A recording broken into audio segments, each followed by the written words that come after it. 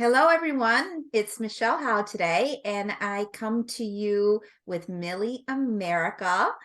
We're going to do a little interview. We're going to have a deep conversation. We're going to talk about all the things that are relevant and important to the awakening empath, to the spiritual seeker, to the sensitive person that's in you, to life and where we're at right now. Hi, Millie. Say hi. Hello, love. How are you? All right, I want to read your bio so that people can really see a little bit of your story before we get there. Millie America is a tender, writer, metaphysical facilitator, authenticity mentor, intuitive empath, and multidimensional healer, helping others navigate the muck of daily life to reach their own inner beauty and strength. Just like the lotus flower, we all have the willingness and determination to be the best version of ourselves while birthing in the darkest moments. Sometimes we need a little help, and Millie is a loving cheerleader, helping us connect with our ancestors and one another so we recognize that we're never alone in this journey. She's the creator and founder of Sacred Journeys Inward. Her website is sacredjourneyinward.com. And welcome to Empath Thank you Evolution. so much for having me on here.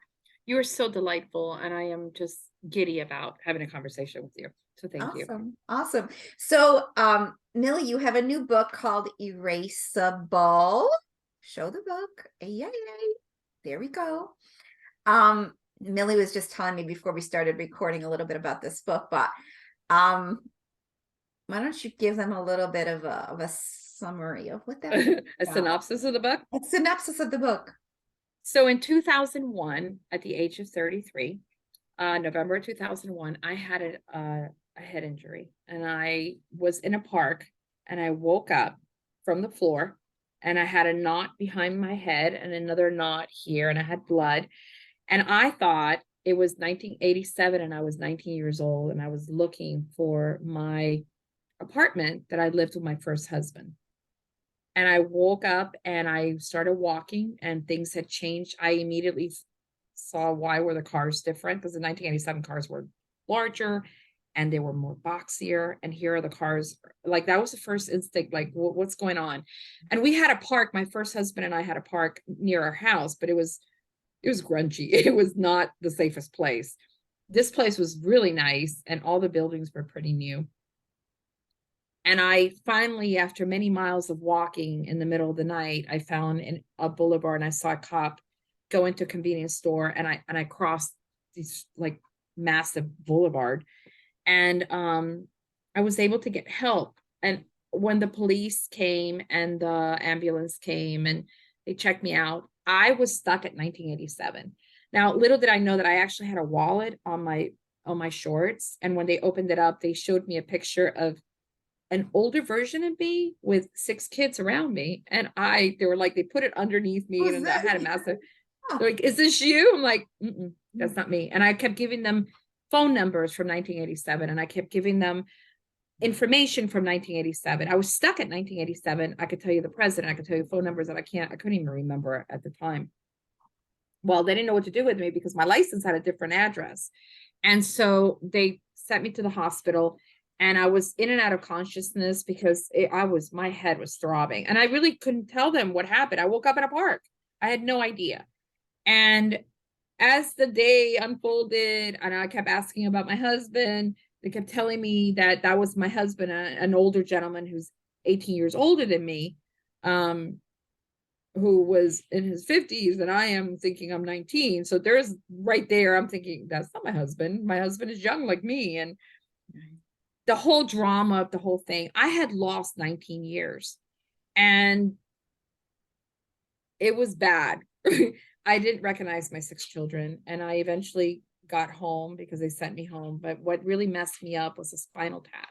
They didn't know whether I had ended up with meningitis or what. So they did a spinal tap. And what happens is sometimes when they do a spinal tap in different parts of your body and your back, if it doesn't heal, if the hole doesn't close up, it leaks fluid, and it doesn't allow the fluid to go all the way up to your brain or to your head. And you have these massive headaches that you can't even hold your head up. So for days, I was just walking around, holding my head on my shoulder, and like worse than a migraine. Right.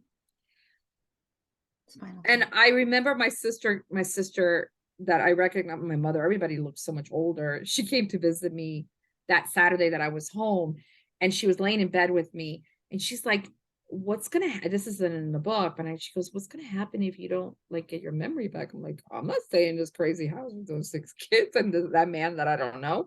I'm out of here. I want to go find my husband. And she's like, your husband's long gone. This is your new husband. This is your new life. You must And we have were in thought this, you were in a bad dream. oh, You it was like must being have in a thought Twilight Zone. totally in Oh yeah. denial over what this is. This isn't really I happening. thought it was a joke, number one. I thought they were joking in the hospital. Then I thought, Oh my God. I must be in the Twilight Zone because I'm not understanding what's going on here. Everything, and then the part of the book, I wrote the book right as I was getting my memory. Like I wrote the book right after things were happening in a journal, so that the majority of the book, which is 20 years ago, was actually it's very raw because it's exactly what I was experiencing, the emotions I was experiencing. And a lot of people are saying like, my God, I was so raw. I'm like, yeah, I wasn't in it. It was like right in the midst of all of it. And it made me realize that it wasn't just my memory that I had been erased. I had allowed people, my mother, my partners, to really diminish me. I allowed it. It wasn't their fault. Okay, okay, hold on a second. So in the middle, first there's a crisis. You can't remember, you can't remember, you can't remember. But then you come to the realization that, geez, who am I become? What is this going on? Why is this happening? Where is the me that I know to be me? And why are these people treating me this? Like, it must have been like, where am I? I don't recognize myself in this life. This isn't really me. So you thought you ended at say 19, you come back when you're, what was it, 35 or something? 33. 33, and you don't recognize the woman that you become at 33, the life that you lived at 33, and you look at this life and you say, why aren't I, why is this the way this is? How is this my life? Why is this my life? And you recognize that in that span of time, what has happened to you from getting married to having those children. I don't know if you got divorced the first time, Oh separate, yeah, I got divorced, and divorced, a yeah. new man, adopted children, real children, birth children. And then you're looking at your life going, huh, this is my life? Well, what happened to me? And you recognize what? What a gift. It was a gift. And people would say to me, what do you mean that's a gift? We don't ever get a pause. It's very rare that any of We us slowly actually, but surely are moving in different directions to and become then we forget. here. Right. And you were like able to see a synopsis of, here's my mentality at 19, here's my mentality at 33. What the hell just happened? Why would this happen to me? What, where's my voice? I don't know exactly how you processed it, but I didn't. didn't. I didn't. That's the problem. I did not process it. I had gone in the book, and I do share that I was in and out of therapy with the same woman for many years, in and out. I would go in every few months, tell a story. But it wasn't until after the accident and I was starting to recuperate and get some of my memories back that she saw a change in me, because it was the first time that I actually dug really deep and started discussing a rape that happened at 18, that I started discussing abuse, that I started discussing how I had left my dreams of becoming an artist. At 18, I was accepted to the Art Institute in Paris. I had not painted in all those 19 years. I had left everything behind. I had not picked up a brush. I had not, I had a major trauma with artistic ability. When I started getting my memories back, that was the first thing that started coming back. I couldn't get enough of painting furniture and painting again. I had all of a sudden this rush of artistic creativity that I had put to the side for 14 years, because that's what happens. I numbed myself so much by taking care of my Everybody 2 else. young boys and then adopting 4 children from Romania, 3 of which have severe disabilities. And in the midst of all that, there was not enough time in the day to run a successful business that my husband and I had, that I had to if you looked at my agenda, there was like psychiatrists, behavior specialists, extracurriculum activities. Like my mother shoved an agenda in my face and she goes, I can't do this. You better figure out how you're going to get your memory back. Because, and I looked at that and there was not one moment for Millie. Everything was for every single person What a in lesson. my Oh life. my God. What a lesson. But that didn't happen overnight. It happened over years that Of you course. slowly but surely started to extend yourself to all these other things that were either more needy or more important than you. And I'm not trying to put any of that down because Mm, it's kind of like the forward sequence of life. We get into more and more and more and more and more and more. At what price is that more and more here for? And when have we reached the top? When are we suffocating? When is this like we're underwater? All right, with the amount of stuff that we put into the mix of what's in our life.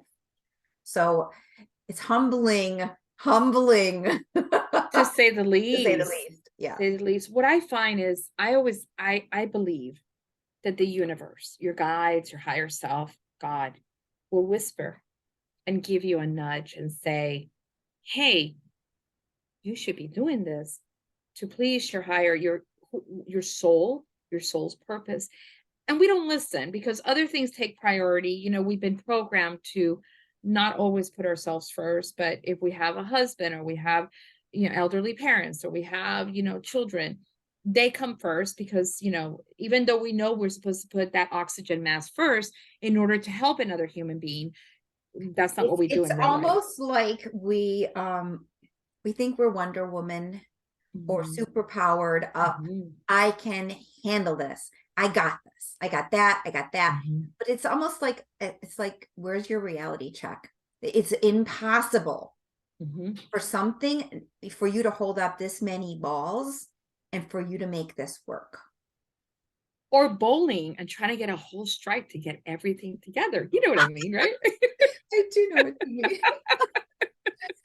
You know, Yeah. it's one of those things that I feel that if I look back now, the universe had many times sat with me and said, you should be doing this and don't do that.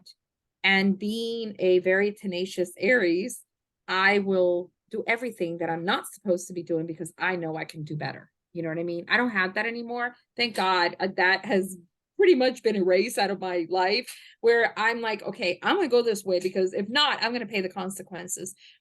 I feel that my accident was a wake up call of sorts, literally waking up from a dream, a life that I never imagined that I could have, and to look at it from another view, from another perspective, and say, wow, where have I been for 14 years? The girl that was so tenacious and Where does she just, go? Where does she go?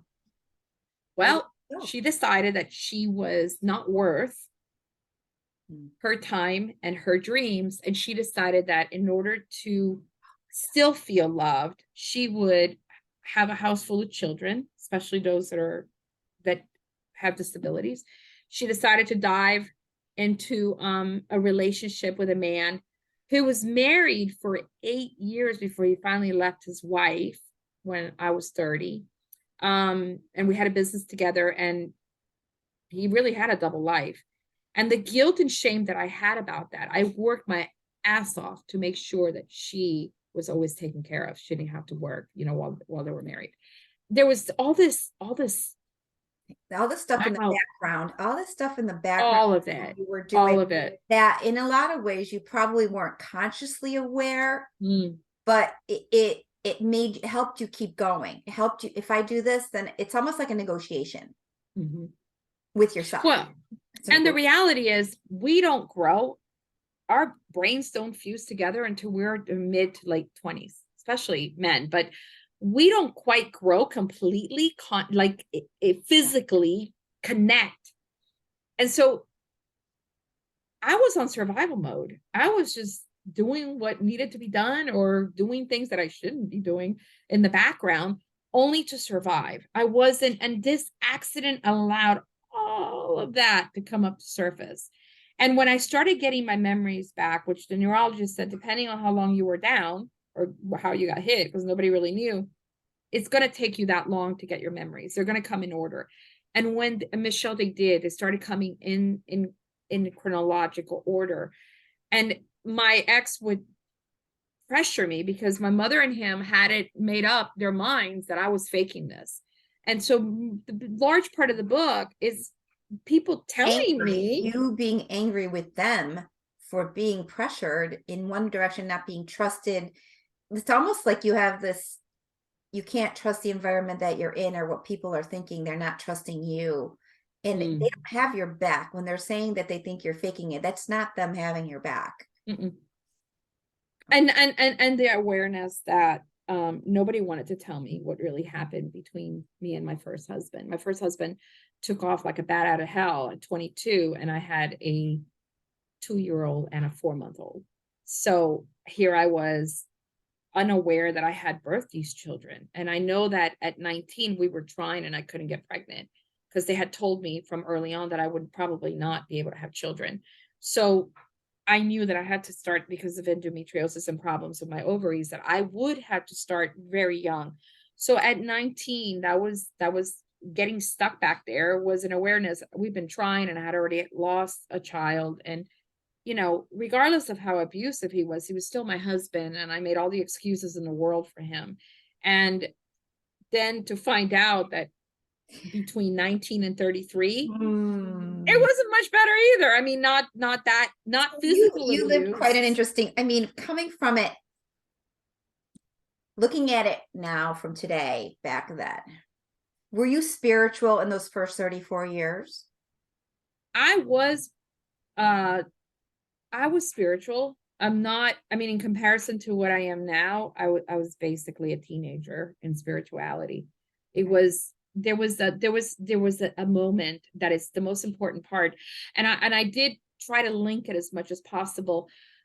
The first night that I ended up in the hospital, I had my headaches were horrible, and I had, just for the first time, I was alone, and I went to the bathroom and I saw myself. I hadn't physically seen myself, and I was not 19, and I was overweight, and my skin was not the same, and my hair was short, and I mean, definitely did not have, and I had children, so my body was not the same.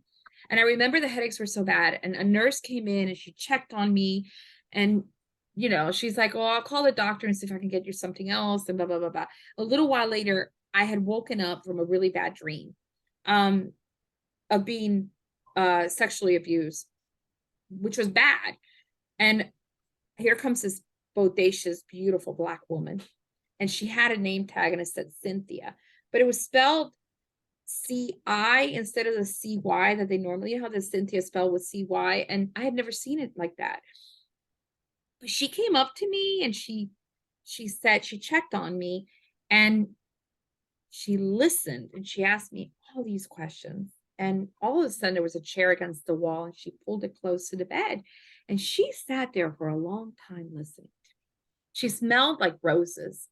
And I remember she had a Caribbean accent. And so Cynthia and I sat for a long time and she listened to me and she asked me, "Why do you think this happened to you? Maybe you needed to get out of the way in order to realize where you needed to be." And the next morning she left and I turned off the light. And the next morning, the nurse came in, the one that had come before their shift changed at 7. And I said to her as she was checking me, I said, "Can you do me a favor and tell Cynthia, the nurse that was here last night, to come in and say goodbye to me? I want to thank her." And she's checking my temperature and checking everything. She goes like, "There's no Cynthia here." And she's busy doing the thing with the IV and everything. I'm like, "What are you talking about?" "Yes." She goes, "Listen, I've been here for like 8 or 10 years. There is no Cynthia on this floor." I said, "You see that chair? That chair was moved. There's somebody that was here." Cynthia was never to be found. And later, years later, I kept dreaming about her. And I realized Cynthia, when you look up what the meaning of Cynthia means, to uncover. And so yeah, she showed up and she let me know that she was the version of God. She is God. I mean, God will appear to you in any way that spirit. God speaks to us through all sorts of people. God hears, Yeah. whatever. It's spirit, really, a higher vibration of spirit. We are all God, made of God, Absolutely. made of God. I don't know how else to say it. Um, Yeah. Depending on what religious modality you have, it's more, oh, that's what that is, and this is what that is. Open it up. Just open it Yeah. up. Yeah. God And is accept it. all around you. You just have to set into that frequency to feel it. And most people, Absolutely. if they don't believe it, they don't, they want it to be this, they want it to be that. In your case, it was a nurse. You were able to open. Well, a nurse that never existed. She showed up at that moment wearing white, and she's, I mean, Cynthia, especially the last 10 years, and mostly the last 5 years, she's Beautiful. been very present in my meditations, in my dreams, and she shows up, and she's this Caribbean. I go to her she has a little casita, a little house shack, on a beach in some Caribbean island. And when I go in meditation, I go and I sit with her and we talk, and she usually gives me the messages that I She's need. probably one of your ancestors or Whatever yeah, she is very present in my life. Yeah. that's beautiful. It's really beautiful. So, I mean, present day, you, empath, spiritual healer, media, you have a lot of gifts. I would say the first 34 years, were you really in this direction of facilitating No, that or no? I had really suppressed. I was born with seeing spirits as a young child. I had a gift. It scared the shit out of my mother. So I learned to suppress it, and I did, and I suffer from severe anxiety because of it. I mean, when you suppress a gift that you're supposed to be utilizing, I can't tell you the depressions and the anxiety and a lot of thoughts of suicide because I couldn't deal with the stuff. And I blocked it. I blocked a lot of it. Do you Um, think that the depression, the anxiety, and the stuff like that is due to you suppressing it, or was it due to the empath side of you and the I think it was a emotional combination. goo that we're in? We're in a Mhm. lot of goo. If you're a Yeah. feeler, watch out Mhm. Mhm. over what's going on around you and Mhm. how you're feeling, and not stop losing parts of yourself to this environment that we're in. Um, it's just very interesting how it's very interesting because a lot of people do Absolutely. struggle with anxiety and depression. What is that about when you're not doing things that lighten, that step into, that allow you to be who you are? When you are holding so much fear that you cannot be who you are, guess what? The best of us are going to be depressed and Mhm. anxious because we Mhm. can't. But then, so it's all our personal journey of what we're allowing in our life, what's in our life, you know what I mean? And how do we move out of that? How do we release the fear that is ours? Plus, we're holding on to fear probably from ancestors or the people around us. So it becomes a little tricky to navigate this and truly Mhm. allow what we're ready for, allow things to leave and better things to come, allow things to leave, Mhm. without disconnecting, numbing, settling. Well, I'm going to let that dream go. I'm going to do this other thing over here. That's a little How easy. many of us do that? Oh my God. Oh my God. I Okay. mean, I think it's when you're in your 40s and your 50s that you realize, you look back and you go, especially if you've raised the children and they're leaving, and you go, now what?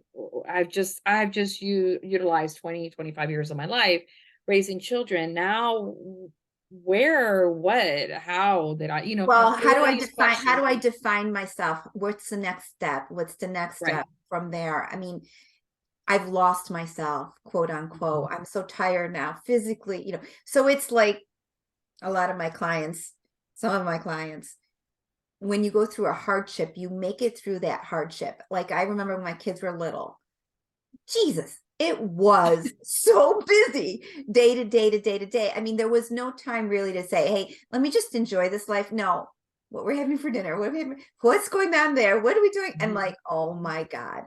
And then years later, when they leave, you're like almost like nostalgic but I missed all those years in the middle of this crazy soup of things Mhm. that we call life, that because there was just so much going on. So, same thing if you have a stressful job, or if you have a stressful, traumatic situation with health, with someone that you love, you're surviving. Mm-hmm. And then when that's done, you have a lot of work just to get yourself back to where you were, because you're surviving through so things have to go silent in certain areas for you to actually do what you need to do every day, that you can't get away from needing to do every day. So it's like, you didn't do anything wrong. This is life. It handed you these lemons. Well, yeah, you're learning as you go. I am raising my one of my daughters from Romania. She was 9 when she got here. She's has severe issues. Anyways, I'm raising her two. I adopted her two first babies. One's 9 now, the other one is going to be 6 in April.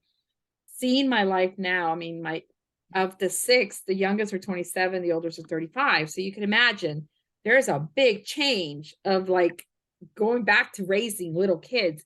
And I find myself in a completely different state of motherhood. This state of awareness, of conscious awareness, conscious parenting, where I'm not the same. I mean, even my oldest son says to me, wow, what a difference you are. I mean, now as a parent than Parenting you. these children as opposed to parenting Oh God, them. yes. I mean, I pick and choose my battles, but on top of that, I have changed tremendously spiritually. So I am very different with them spiritually, that they connect spiritually to their awareness. We talk about, I have a lot of things that happen in my house, a lot of lights go on and off when spirit wants to talk to me. And I have taken videos of my little boy, my 5-year-old, go, can you tell your unseen friends to please stop messing with the lights so I can do, I mean, like, it's so normal in my house. It's so normal for them to see things moving. It's so normal for them to hear me having a conversation with people that they don't see. It's not, I would not have been able to do that with my other children because I wasn't there. I was not the person I am today spiritually. And it wasn't until a year and a half ago that I would even discuss, a lot of my spiritual stuff. I mean, if you met me, I had a motel retreat center up here in the mountains for several years, and I started opening up a lot. I would tell people, hey, you got somebody with you, blah, blah, blah, blah. But I would not on social media discuss a few years back that I do see all those What things. all this was. And do you know No, why you stopped short of discussing that on social media? of course. I mean, I came from a family that this was not a good thing. I had picked partners in my life that, would call me a witch, or, they would refer to me as if I was mentally ill or whatever. I mean, it was their own insecurities. But what amazing partners and teachers they have become. I always say that every relationship that I have had has molded me and pushed me to grow, not just emotionally, but they have pushed me to grow spiritually. Yeah. Where, I mean, not every single human being that comes in contact with you, even if it's just a glance in a store, is a teacher. And if you start seeing people in that manner, you realize, what am I needing to constantly learn? We're here to learn and to love. That's it. Awesome. Awesome. Well, it's a more positive approach instead of you bad thing, you bad thing, you bad thing, Yeah. you Yeah. here. I need a boundary from you. Like, it becomes more about you as Mm-hmm. opposed to other people. Other people, let them do what they need to do. Let them be whoever they are, because God only knows. You're not going to change another person. It doesn't matter. You can shame them, you can blame them, you can project on them, you can do all these nasty things to them. But at the end of the day, it's not supposed to be about them. It's supposed to be about you. What are you willing to do for you? So, And people come from the level of their awareness from their own lessons. yeah, So you having to change somebody's mind when they are caught up in their own truth there's no is way asinine. to There's do just no that. way. And Mm-mm. sometimes, and I say this to a lot of my peeps, I say, pain is a good teacher.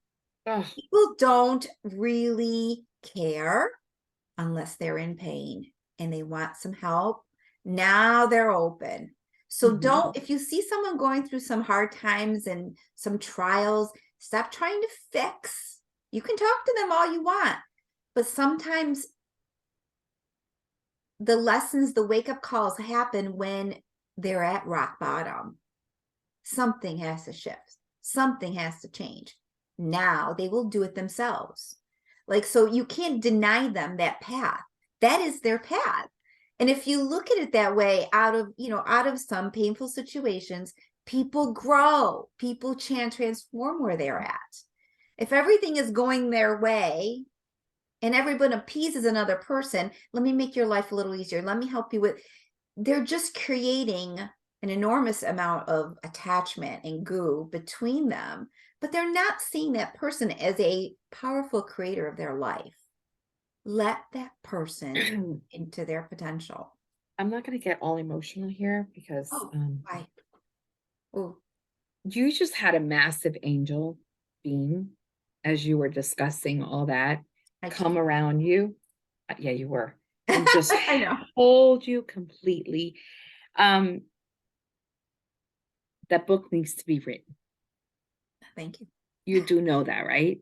You're a powerful being. And the fact that you channel all of this awareness, wisdom, and information, it's not for you to keep, Michelle. It's for you to actually help others. And I promise you that the same experience that I had with Erasable and my own insecurities and self-worth about being finally seen, I'm seeing a little bit of that in you. And that is something that I'm seeing a lot of people because of the book. I am overwhelmed by the amount of messages, texts, emails. People are ready. The seekers are ready. Yeah. They're ready. We're in a time that the light is turned on and there's no going back. And it requires each one of us, even the ones that are not aware, that are asleep, if that's what you want to call them, to really step into their own power and say, okay, I'm not going to do this anymore. One of the gifts that COVID gave us, that the pandemic gave us, was that people were able to see that life can be very different. They did not have to stay in jobs that they were no longer wanted. They did not have to stay in marriages that they couldn't tolerate. They decided that maybe they weren't ready for children and they don't want children, or they decided, I want kids now. Every single person either went through grief because they lost somebody, or they themselves were awakened enough to say, wait, something is happening. That was the beginning of an era that will forever be moved into light. We have been at this for 3 years. And I have to tell you that I am seeing it in my clients. I am seeing it in strangers, and I am seeing it in myself. We are embodied by so much goodness, even though we want to always look at, oh, so and so and so. It is a time for the light warriors like you, like me, like so many of your people that you come in contact, to really step into, this is what we're made of. It's who they are. Yeah. It's not, let me be this person, or this is what's expected of me. It's who they are. And it's not an easy path. Okay, let's just talk briefly. Oh, it's not an easy path to actually be true to yourself, to actually know what is success for me, what does feel right for me, what is it that I'm ready to let go of, what's holding me back, what fear is hidden in this little nook and cranny of all these excuses that I have, or not even excuses, but all these patterns, all these things that I keep doing that may it's a program. It's a programming. It's program. It's programming. Yeah. Yeah. And what a beautiful thing. A lot of people think that just because you're spiritual, or because I'm spiritual, we're talking about, we have it all together. I have my shit together. No, no, I don't. And actually, the day that I think I do is a scary day. Yeah. I don't want to ever get there. It's an illusion in a lot of ways, but to feel balanced, to feel whole, to navigate your days without these constant ups and downs, it does get better because you know who you are. You have the tools, you have the knowledge, you have a support system. You're not by yourself, even though it may feel like you're by yourself. You're not by yourself. So you're not crazy. You're not this, you're not that. Is it easy? No, because I learned things. You learn. I learned a long time ago, a friend of mine here in the mountains said to me one day, she's like, if you question your sanity, you're not crazy. And I worked in mental health for a while and as a social worker, and I could tell you that the people that are really mentally ill, that have, disorders or whatever, they don't know that they have that.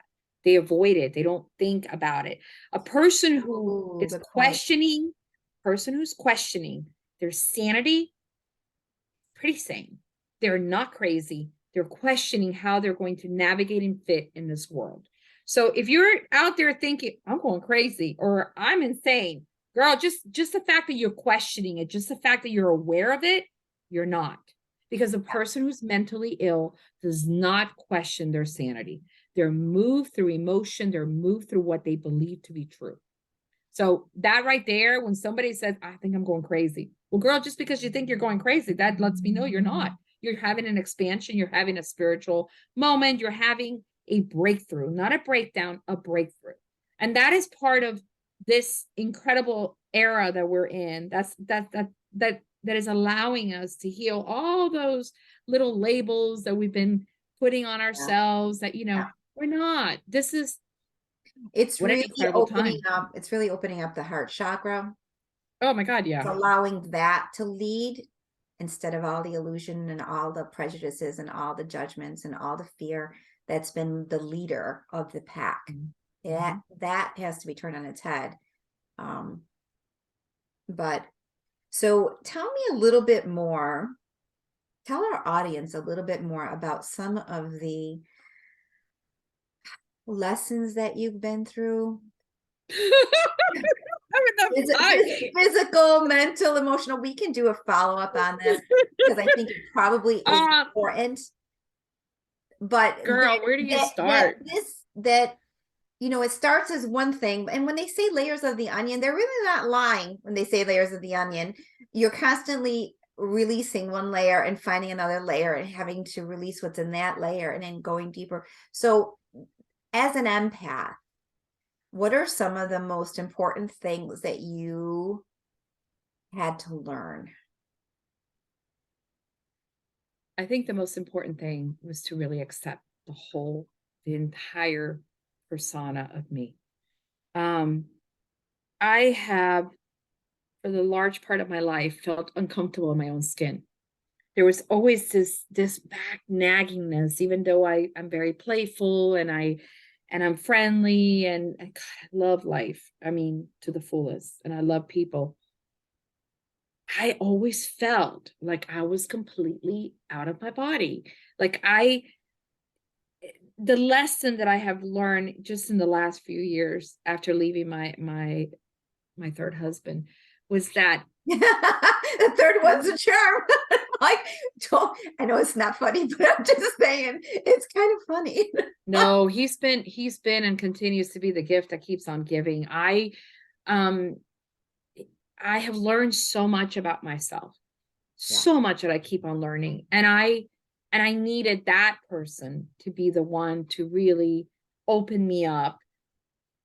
Forget about the spiritual part of me, to open me up to the emotional part of who this woman is, who I am, and what I stand for.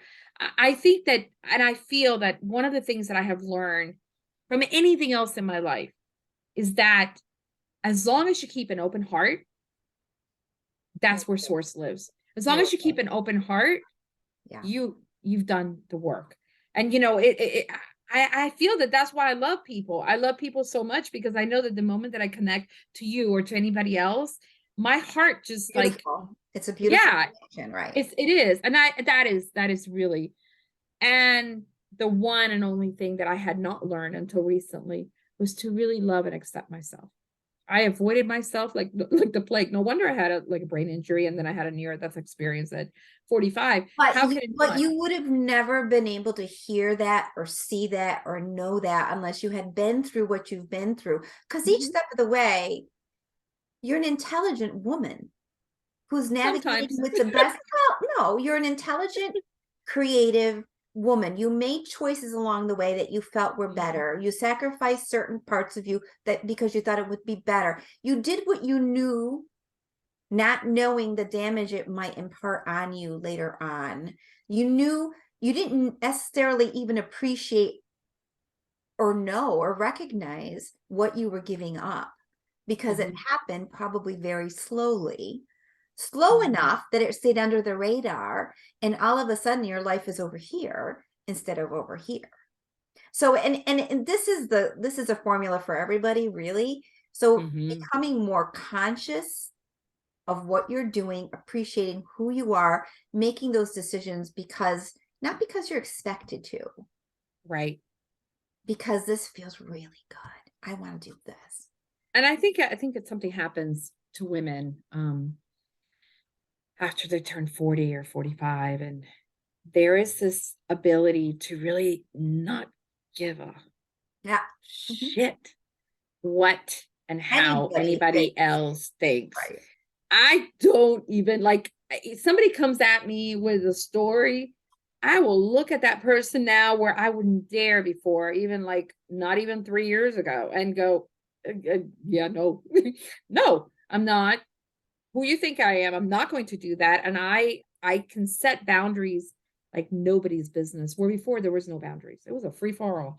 Here, Well, here, here. it's almost like a level of, it's not ignorance, it's trust, it's openness. It's like I haven't been around the block enough to see that this is BS, and giving everybody the benefit, giving everything that comes like a benefit of the doubt, instead of knowing, no, this is a no for me. And I don't know that if you can get that early on, I think it I might don't think you come. can. I mean, no, I shouldn't say that. I am witnessing a lot of people in their late 20s and 30s now that have learned a lesson, because they're coming in with their DNAs completely different. I see it in my own adult sons, like the difference between where I was at that age and where they are right now. But I also feel that the way that technology has allowed us to connect in ways and learn so much that we didn't have that when we were growing up. You know what I mean? But the reality is, ultimately, if person does not take time to touch upon or heal the parts of themselves from childhood or from whatever way back there, you can't get past it. I've had to do a lot of healing, and I'm still not healed, and I don't think I'll ever be healed, because I think that healing happens in different levels, but trauma will always be trauma. It will always be triggered. It's just lessons. When I say that, I mean, like, for example, I was raped, but I didn't deal with it for years. And it's not the rape. I feel that if I had dealt with it then, I wouldn't be having issues, 15 years later or 20 years later. I feel that it's still there, and it's still very much raw. Now, do I navigate it well? Absolutely. Am I aware that it is back there? Yes. But things will always be triggered. If you were abused as a child, if you were degraded, if you were, if you grew up in a home that you had narcissistic parents, all of this is going to be triggered by the partners that you pick in your life. There's no, however, the healing happens when you become aware. It lessens that pain. It lessens the weight of Well, it. it sort of, listen, if you don't address when you go through any kind of trauma, any kind of pain, it leaves imprints on you. The energy can freeze. You can then project on the world this and that. Like, you might pick partners that are exactly like where you came from, so that you can, because at the end of the day, you want to release this stuff. You're not consciously saying, let me pick someone just like my mom who did this, and this to me. You know what I mean? You're not saying that, but everything in your energy field is holding that.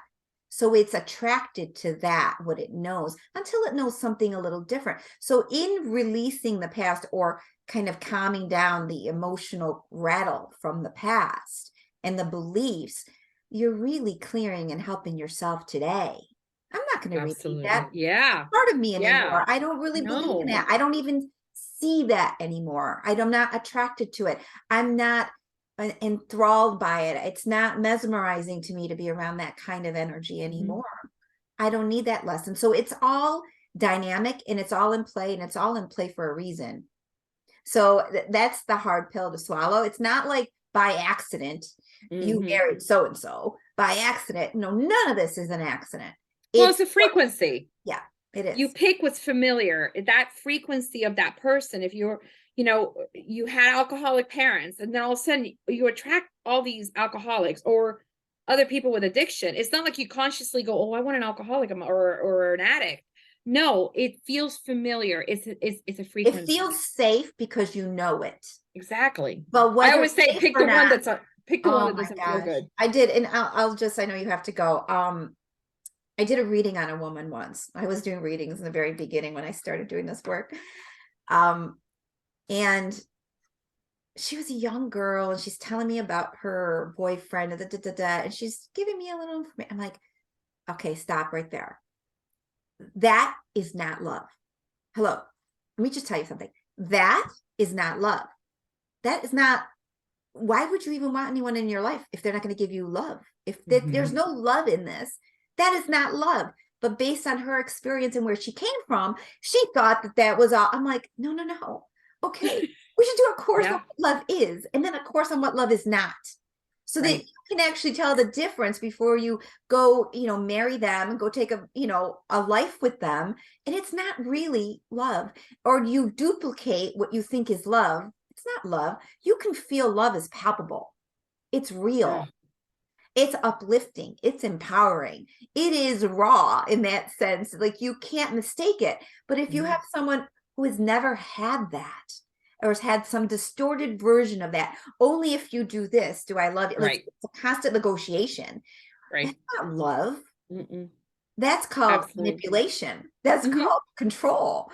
That's some just really crazy version of it. But um yeah, I yeah, love that.